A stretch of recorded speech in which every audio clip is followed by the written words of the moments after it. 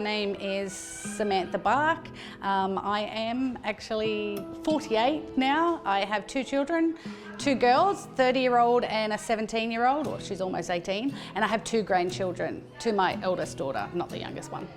I had my first child when I was 17, and yeah, so I've been sober for 20 years next week on the 25th of March, and I got sober because my partner at the time was violent and I thought he had a problem with alcohol.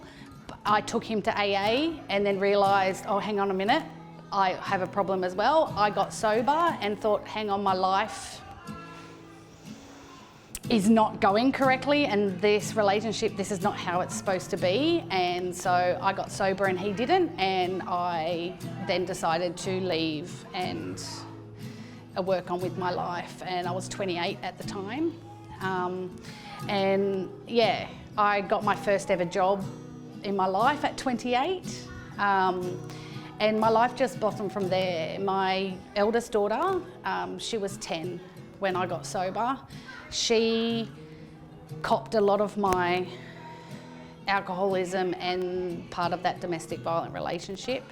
And the breaking point was that I got a phone call from my daughter who was 10, who was screaming because my partner at the time was chasing her around the house and she'd locked herself in the bedroom.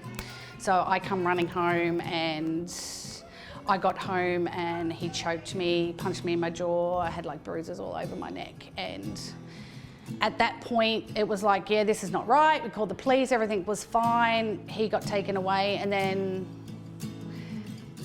as you do, I went back the next day.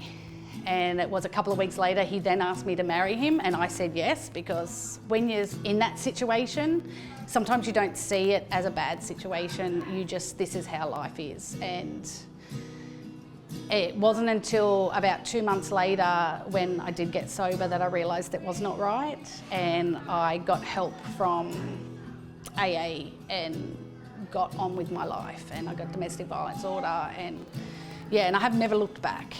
It's been hard, but yeah, I've never looked back. And I hear a lot of stories, and I know a lot of friends who have been or are currently in domestic violent relationships, and I try to offer them as much support and tell them there is always someone out there to help you. You may feel that it's hopeless, but there's always someone there.